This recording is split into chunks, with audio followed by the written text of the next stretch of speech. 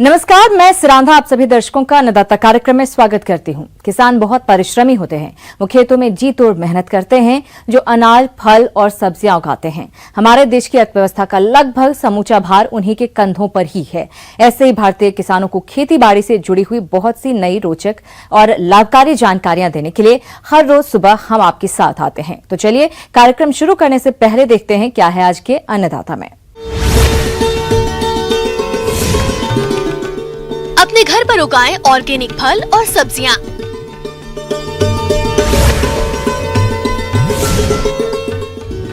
हल्दी की फसल में लगने वाले रोगों की रोकथाम।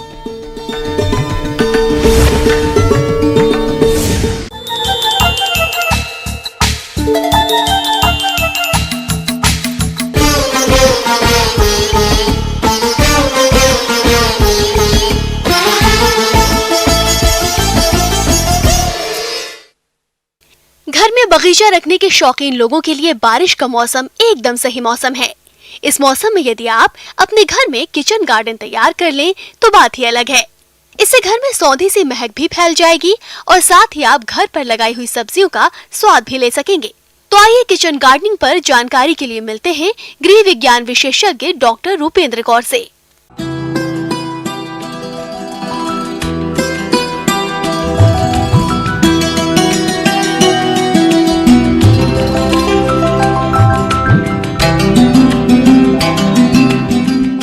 आज हम आपको स्वास्थ्य ही संपदा है इसके संबंध में कि हम कैसे घर पर कुछ सब्जियां उगा सकते हैं और उन सब्जियों का प्रयोग हम घर के लिए कर सकते हैं और अपने परिवार के स्वास्थ्य को उत्तम बना सकते हैं। देखिए बहनों कि हर मौसम में हम सब्जियों का प्रयोग करते हैं और ये सब्जियां हम अपने घर के आसपास जो खाली जगह बची हुई है उसमें उगा सकते हैं। अगर आपके पास खाली जगह नहीं है तो घर में खाली डिब्बे, गमले, इनमें भी कुछ तरह के पौध जैसे टमाटर, बैंगन इस तरह के हम लगा सकते हैं ताकि हम ताज़ी सब्जियां अपने परिवार को दे सकें। तो किचन गार्डनिंग का यही कारण होता है कि हम एक तो ताज़ा सब्जियों का प्रयोग करें और दूसरा हम पैसे की भी बचत कर सकें कि बाज़ार से हम जो सब्जियां लेके आते हैं उनमें ज़्यादा पैसे दे के आते हैं और उनमें सड़ी गली भी होती हैं, बैक्टीरिया भी ज़्यादा होते हैं, ज़्यादा कीटनाशकों का प्रयोग किया जाता है। और घर पर अगर हम किचन गार्डनिंग अपनाते हैं तो उसमें हम बिना पेस्टिसाइड वाली ऑर्गेनिक सब्जियां उगा सकते हैं जिससे कि हम अपने परिवार को एक सुरक्षा दे सकते हैं। किचन या टेरेस गार्डन के लिए ऐसे स्थान का चयन करें। छत के ऊपर, बरामदा या खिड़की के छज्जे। घर में खुले स्थान जहां पर सूर्य की रोशनी तथा पानी की सप्लाई की सुविधा हो, वहां पर किचन एवं टेरेस गार्डन बेहतरीन ढंग से स्थापित कर सकते हैं, क्योंकि पौधे सूर्य की रोशनी एवं पानी प्राप्त कर अच्छी गुणवत्ता की सब्जियों एवं फलों का उत्पादन देते हैं। इस समय जैसे कि इस मौसम में हम बैंगन, टमाटर, भिंडी, लौकी और कुछ फलदार जैसे पौधे भी सब्जियों के बीच में लगानी चाहिए, जैसे नींबू है, बेर है। इससे क्या है कि एक तो सब्जियां जो हमारी हैं वो ज़्यादा अच्छे से उगती हैं। दूसरा, जब हमने फलदार पौधा लगा लिया तो उसकी देखभाल करते करते उसके आसपास हम कुछ सब्जियां लगाते रहेंगे ताकि उसी पानी को हम सब्जी उगाने में काम में ले सकें। इसके अलावा रसोई में काम में आने वाला जो पानी है, रसोई में बर्तन धोने का पानी है, जो सब्जियां धोने का पानी है, उस पानी की इस तरह से नाली या व्यवस्था बना के हम उस पानी को सब्जियों में डालने के लिए, सब्जियां उगाने के लिए काम में ले सकते हैं, जिससे जल संरक्षण के सिद्धांत को भी हम ध्यान में रखेंगे। इसके अलावा सब्जियां उगाने के लिए सबसे पहले मिट्टी की अच्छे से तैयारी करनी चाहिए। ऐसे खेत से लाके मिट्टी वहाँ डालनी चाहिए जो कि अच्छी उपजाऊ हो। और मिट्टी की तैयारी करने के बाद हमें ऑर्गेनिक खाद का प्रयोग करना चाहिए। अगर ऑर्गेनिक खाद आपके पास उपलब्ध नहीं है तो बाज़ार से आप ला सकते हैं, नहीं तो आपके घर पे जो गोबर की खाद है उसी को ही आप प्रयोग कर सकते हैं। कंटेनर और गमलों में लगे पौधों का देखरेख करना नितांत आवश्यक है। पौधों की सिंचाई मौसम, पौधे का प्रकार एवं आकार तथा कंटेनरों के आकार पर निर्भर करता है।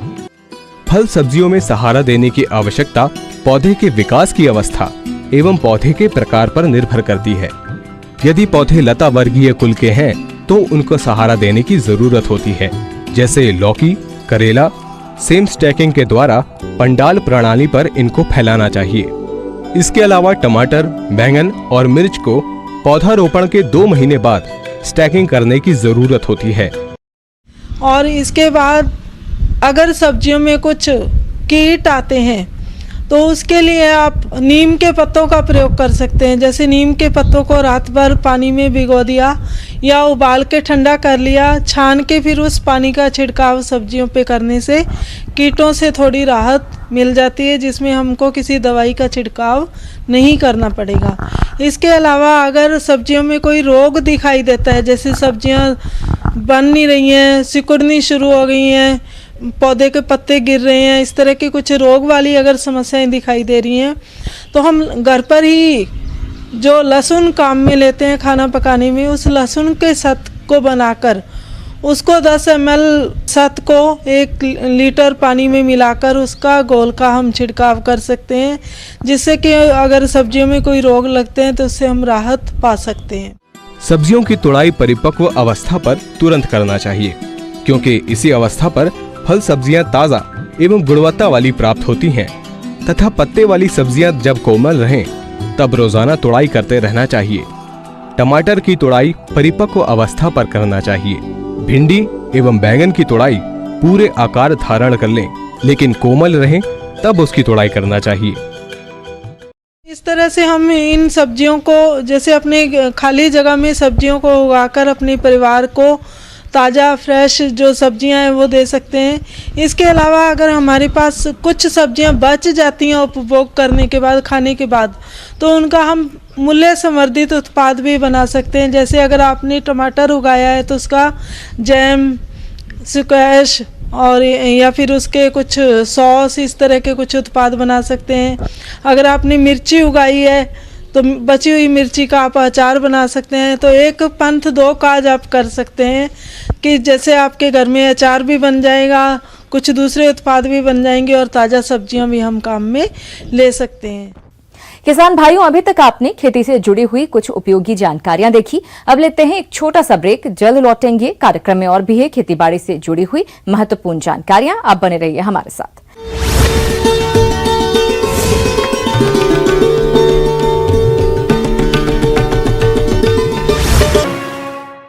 ब्रेक के बाद आप सभी दर्शकों का अन्नदाता में एक बार फिर से स्वागत है। चलिए अब रुख करते हैं अगली कड़ी की ओर।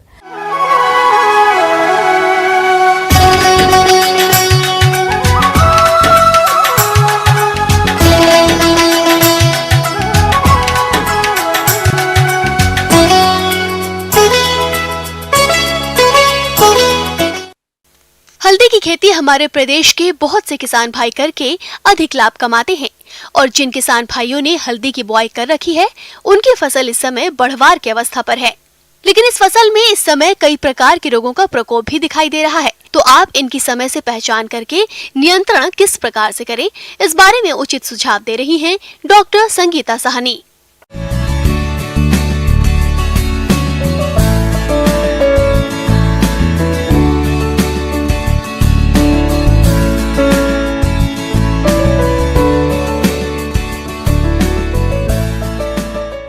सबसे पहले किसान भाइयों को मेरा नमस्कार। तो अभी बहुत सारे किसान भाई हैं जो अभी हल्दी की खेती कर रहे होंगे। तो इसमें अभी जो बारिश के बाद, अभी बारिश का सीज़न है और बारिश के बाद क्या होता है, जब रुकती है तो आपके जो वायुमंडल के तापमान है वो काफ़ी इंक्रीज कर जाती है, तो इसमें काफ़ी बीमारियां आती है। तो जो अभी प्रमुख बीमारियां हैं वो आपको मैं बताने जा रही हूं, क्योंकि इसकी यदि सही पहचान करते हैं और सही समय पे इसका नियंत्रण करने की कोशिश करते हैं तो आप जो क्षति पहुँचने वाली है इन रोगों से, उससे आप बच सकते हैं। हल्दी की फसल में पत्ती धब्बा रोग से काफी हानि होती है। इस रोग की रोकथाम के लिए हल्दी के कंद को उपचारित करके बोना चाहिए। साथ ही खड़ी फसल में यह रोग दिखने पर मैनकोजेब 2 ग्राम दवा का प्रति लीटर पानी के हिसाब से घोल बनाकर छिड़काव करना चाहिए। इसके अलावा हल्दी की फसल में जो दूसरा रोग सबसे ज्यादा हानि पहुंचाता है वह है कंद गलन रोग। तो इस रोग के क्या लक्षण हैं और इसका नियंत्रण कैसे करना है, आइए जानते हैं। राइजोम रॉट, जिसे कि परगलन बिगलन भी कहते हैं, परकंद बिगरन। तो इस रोग में किसान भाई क्या होता है राइजोम रॉट में कि सबसे पहले आपको जो खरीफ फसल है, ये राइजोम रॉट की प्रॉब्लम दोनों जगह होती है, खेत में भी आती है और जब आप भंडारण करेंगे तो भंडारण के समय में भी इस रोग का प्रकोप होता है। तो जो आपका जो खेत में है उसका लक्षण क्या होता है कि खेत में जो खरीफ फसल है वो आपको पत्तियां हैं जो कि येलो कलर की मुरझाने, पीली पड़ने लगेगी और पीले पड़ने के साथ साथ वो मुरझाने लगती है। जब आप उसको अपरूट करेंगे, निकालेंगे तो देखिएगा जो राइजोम है वो सड़ने लगेगी, जैसे गोबर का खाद जैसे कैसे सड़ जाता है वैसा ही राइजोम भी सड़ा हुआ आपको नजर आएगा। तो इसकी यही पहचान है। तो सबसे पहले ये समझिए कि इसका प्रॉब्लम सबसे पहले आता कहाँ है। तो देखा गया है कि जहाँ पे जल निकास की अच्छी प्रबंध ना हो, जहाँ पे वाटर रुक जाती है, वहाँ पे इसका प्रॉब्लम ज़्यादातर देखा गया है। तो सबसे पहले आप क्या कीजिए कि वहाँ पे ही सोइंग कीजिए जहाँ पे कि जल निकास की अच्छी प्रबंध हो और जल निकास की अच्छा प्रबंध करें। और नहीं तो ज़्यादातर किसान तो समतल भूमि पे इसका खेती करते हैं, लेकिन जहाँ पानी का रुकाव का संभावना हो तो वहाँ पे आप 15 से 20 सेंटीमीटर ऊंचा मेड़ बना के भी उस पर आप यदि सोइंग कीजिएगा तो इस रोग को कम कर सकते हैं, इसके प्रकोप को। दूसरी है कि आप फसल चक्र अपनाएं। फसल चक्र बहुत जरूरी है। जैसे कि हल्दी का लिए तो अगले बार हल्दी ना उगाए, मसाला फसल ना उगाए, आप दूसरा लीजिए, धान ले लीजिए या फिर पल्स ले लीजिए। तो इस तरह से फसल चक्र अपनाएं। तीसरा है कि यदि आप में बीमारी, इतना करने के बाद भी बीमारी आ गई तो क्या कीजिएगा। तो उसमें क्या है ना कि आपको फोलियर स्प्रे करना पड़ेगा। तो फोलियर स्प्रे के लिए आप इंडोफिल M45 आता है मार्केट में फंजीसाइड, तो उसका @0.2% प्लस इसके साथ मिक्स भी कर सकते हैं बेविस्टिन को @0.1%। दोनों को मिक्स करके आप इसको फोलियर स्प्रे कर सकते हैं। हल्दी की फसल को पर्णचित्ती रोग भी काफी हानि पहुंचाता है। इस रोग ग्रसित पौधे की पत्तियों पर अनियमित आकार के भूरे धब्बे बनने लगते हैं, जो कि फसल की बढ़वार को बाधित करते हैं। इसलिए इस रोग को कैसे नियंत्रित करना है, आइए जानते हैं। जो बारिश जैसे ही खत्म होता है, टेम्परेचर राइज कर जाता है, तो मेनली पत्ते पे धब्बा या फिर स्पॉट्स बनने लगते हैं। तो ये स्पॉट्स भी दो तरह के हैं, आपको पहचानने होंगे या नहीं भी पहचानते तो दोनों का मैनेजमेंट एक ही तरह का है। जैसे कि लीफ स्पॉट बोलते हैं और टर्मेरिक लीफ ब्लॉच बोलते हैं। स्पॉट्स में क्या होते हैं कि जो आपके पत्ते पे जो स्पॉट्स दिखेंगे, धब्बे दिखेंगे, वो बड़े बड़े आकार के होंगे। वो बीच में भी रह सकते हैं, किनारे में भी पत्ते के भी आ सकते हैं। और जो लीफ ब्लॉच होते हैं उसके जो स्पॉट्स, जो ब्राउन स्पॉट्स होते हैं, वो बहुत छोटे छोटे होते हैं, रेक्टेंगल होंगे और 3 से 4 सेंटीमीटर लंबे होते हैं, 3 सेंटीमीटर चौड़े होते हैं, तो बहुत ज़्यादा नहीं रहते हैं। और छोटे छोटे बहुत सारे कई स्पॉट्स रहते हैं, जैसे लगे कि पत्ते पूरा सूख के झुलस गए हैं। तो झुलसा हुआ में क्या होती है कि फोटोसिंथेटिक की एक्टिविटी होती है, वो प्लांट का कम जाता है, तो मार्केट वैल्यू इससे भी कम जाती है। तो आपको सही समय पे इसका उपाय करें तो आप इससे काफी हद तक बच सकते हैं और अच्छी फसल ले सकते हैं। आगे और भी ये खेती बाड़ी से जुड़ी हुई बहुत सी रोचक जानकारियां, लेकिन यहां पर रुकेंगे, एक और ब्रेक के लिए जल्द हाजिर होते हैं।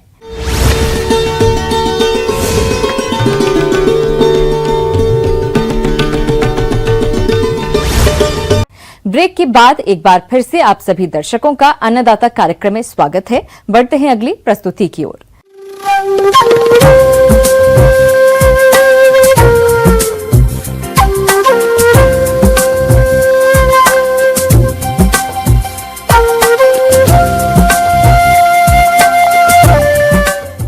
मौसम के अनुसार प्रबंधनों पर ही टिकी है आपकी खेतीबाड़ी, इसलिए मौसम पूर्वानुमान और उस पर आधारित साप्ताहिक कृषि सलाह इस प्रकार है।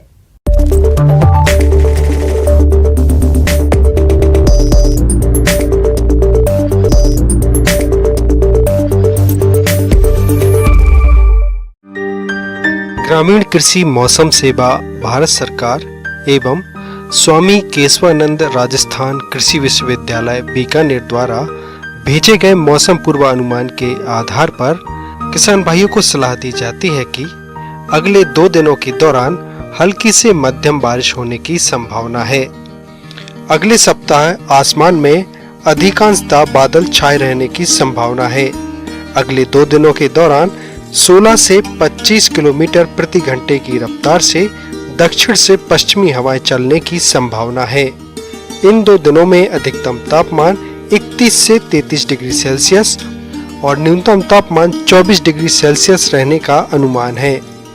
इस दौरान सापेक्षिक आर्द्रता 75 से 83 और न्यूनतम सापेक्ष आर्द्रता 49 से 54% रहने की संभावना है। मौसम के मिजाज को देखते हुए किसान भाइयों को सलाह दी जाती है कि वर्षा ऋतु की सब्जियों की उन्नत किस्मों की बुआई करें, कृषि कार्यों को करते समय उचित सावधानी बरतें और कोविड-19 के खिलाफ सरकारी सलाह का सख्ती से पालन करें। खेत से अधिक मात्रा में वर्षा जल निकालने के लिए जल निकास की उचित व्यवस्था करें। मानसून के मौसम में अमरूद, नींबू और बेर जैसे फलदार पौधों को लगाने की सिफारिश की जाती है। अतः किसान भाई अपनी इच्छा अनुसार फलों की बागवानी हेतु पौधों का रोपण करें। मौसम के मिजाज को देखते हुए अगले दिनों में हल्की से मध्यम बारिश होने की संभावना है। ऐसे में किसान फसलों पर एग्रोकेमिकल का प्रयोग तभी करें जब मौसम साफ हो। जब मौसम साफ हो तो बाजरा में सफेद ग्रब को नियंत्रित करने के लिए थायोमेथाक्साम 25 WS या फिप्रोनिल 2 लीटर प्रति हेक्टेयर की दर से प्रयोग करें। बाजरे की खड़ी फसल में खरपतवार नियंत्रण के लिए 20 से 25 दिनों के बाद 2,4-D सोडियम नमक 1 से 1.25 किलोग्राम प्रति हेक्टेयर की दर से प्रयोग करें।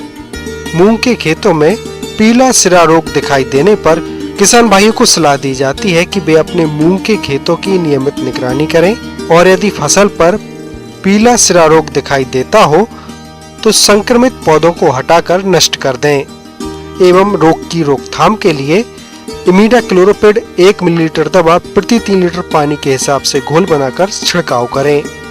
तिल की फसल में खरपतवार नियंत्रण के लिए बुआई के 20 से 25 दिनों बाद सेप्री क्विजोलोफॉप एथाइल 5% EC 700 से 1000 मिलीलीटर प्रति हेक्टेयर की दर से छिड़काव करें। पशुओं में HS, FMD और ब्लैक क्वार्टर रोग के लिए निकटतम पशु चिकित्सक की सलाह से टीकाकरण करवाएं। पशुओं में कृमिनाशक दवा का छिड़काव करें एवं बाहरी परजीवियों के लिए साइपरमेथ्रिन का छिड़काव 2 मिलीलीटर प्रति लीटर पानी के हिसाब से घोल बनाकर करें।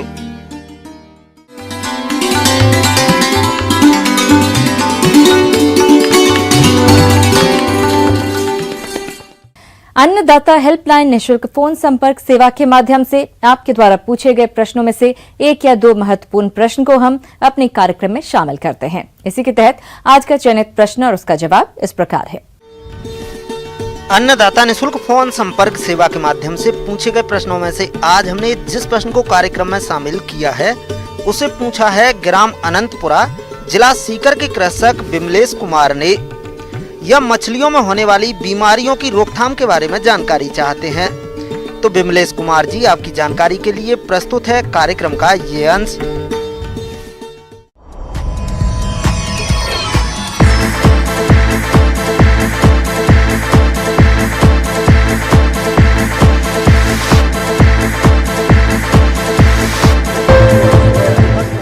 नमस्कार मत्स्य किसानों, आज के कार्यक्रम में आप लोगों को हम बताएंगे कि मछली पालन हेतु कभी कभी बहुत सारे आप रोगों के सामना करना पड़ता है मछली पालन के समय पर, और विशेष करके इस समय यानी बारिश या बारिश के बाद इस मौसम में मछलियों में रोगों का भी बहुत सारा देखा जाता है कि इस समय मछली रोगग्रस्त होते हैं। मछलियां भी अन्य प्राणियों के समान प्रतिकूल वातावरण में रोगग्रस्त हो जाती हैं। रोग फैलते ही संचित मछलियों के स्वभाव में प्रत्यक्ष अंतर आ जाता है। जैसे बीमार मछली समूह में न रहकर किनारे पर अलग थलग दिखाई देती है, वे शिथिल हो जाती है, बेचैनी में अनियंत्रित तैरती है, कई बार मुंह खोलकर बार बार वायु अंदर लेने का प्रयास करती है। शरीर तथा गलफड़े फूलना, शरीर की त्वचा फटना और उससे खून आना आदि लक्षण दिखाई देते हैं। रोग होने से पहले कुछ सिम्टम माने लक्षण आपको ध्यान में रखना पड़ेगा। अगर आपके तालाब में मछली अगर सतह पर आ रहे हैं या फिर ऊपर आकर वो सांस ले रहे हैं या फिर कोई कोने में जाकर अपने शरीर को रगड़ रहे हैं या छोटे छोटे लाल घाव की तरह या छोटे सफ़ेद दाने अगर आ जाते हैं तो तब भी इसको एक लक्षण हम लोग कहते हैं कि आपके तालाब में मछली का अलग अलग तरीके का रोग शायद आ चुका है। अगर मछलियों में होने वाले इन रोग के कारणों की बात करें तो तालाब का कुप्रबंधन, पानी की गुणवत्ता, तापमान, पीएच, ऑक्सीजन, कार्बन डाइऑक्साइड आदि की असंतुलित मात्रा मछली के लिए घातक होती है। कई बार बहुत से रोगजनक जीवाणु व विषाणु पानी में रहते हैं। जब मछली प्रतिकूल परिस्थिति में कमजोर हो जाती है तो उस पर जीवाणु या विषाणु आक्रमण करके रोग ग्रसित कर देते हैं, जिससे मछली की बढ़वार रुक जाती है तथा कालांतर में तालाब में मछली मरने भी लगती हैं। तो अब रोगों के बारे में अगर हम बताते हैं तो पहले शुरू करते हैं बैक्टीरिया, जो कि जीवाणु रोग। जब आपके मछलियों में पंख या सर गलने लगेगा, अगर आपके शरीर में धीरे धीरे कुछ घाव जैसे कि उजला रंग का कुछ पैचेस आने लगेंगे और उसके साइड में आप देख पाएंगे कि एक लाल रंग का एक हल्का हल्का धीरे धीरे आ रहा है, तो उस तभी आप जीवाणु रोग आना शुरू कर चुका है। तो प्रबंधन के लिए आपको बिना बुझा हुआ चूना अगर आपके पास है तो उसको आप 50 किलो प्रति हेक्टेयर आप उसको अप्लाई कीजिए और 7 दिन के अंतराल में आप ब्लीचिंग पाउडर आपको डालना पड़ेगा। मान लीजिए 0.5 ग्राम प्रति 1000 लीटर पानी में। अगर ऐसे आप उपचार करते हैं स्टॉक मतलब मछली स्टॉक करने के बाद, बैक्टीरिया जितना भी रोग है तो वो कम होगा। साथ ही साथ आप बहुत सारे एंटीबायोटिक्स का भी प्रयोग कर सकते हैं। मान लीजिए आप OTC यानी ऑक्सीटेट्रासाइक्लिन का भी आप बिल्कुल अच्छे से उपयोग कर सकते हैं। खाने के दौरान जब आप खाना देते हैं तो वहाँ पर आप प्रति किलो बायोमास के हिसाब से 20 से 25 मिलीग्राम आप ऑक्सीटेट्रासाइक्लिन का दवाई अगर छिड़क देते हैं, या फिर फ्यूराजोलिडोन जो कि 30 mg प्रति किलो, या फिर और भी अलग अलग एंटीबायोटिक जो भी दुकान में अवेलेबल है वो अगर आप डालते हैं तो बैक्टीरिया रोग से आप मुक्त पा सकते हैं। ड्रॉपसी रोग, ये रोग उन पोखरों में होता है जहां पर्याप्त भोजन की कमी होती है। इसमें मछली का धड़ उसके सिर के अनुपात में काफी पतला हो जाता है और वह दुर्बल हो जाती है। मछली जब हाइड्रोफिला नामक जीवाणु के संपर्क में आती है तो ये रोग होता है। प्रमुख लक्षण शल्कों का बहुत अधिक मात्रा में गिरना तथा पेट में पानी भर जाता है। इसकी रोकथाम के लिए मछलियों को पर्याप्त भोजन देना व पानी की गुणवत्ता बनाए रखना चाहिए। पोखर में 15 दिन के अंतराल में 100 किलोग्राम प्रति हेक्टेयर की दर से चूना डालें।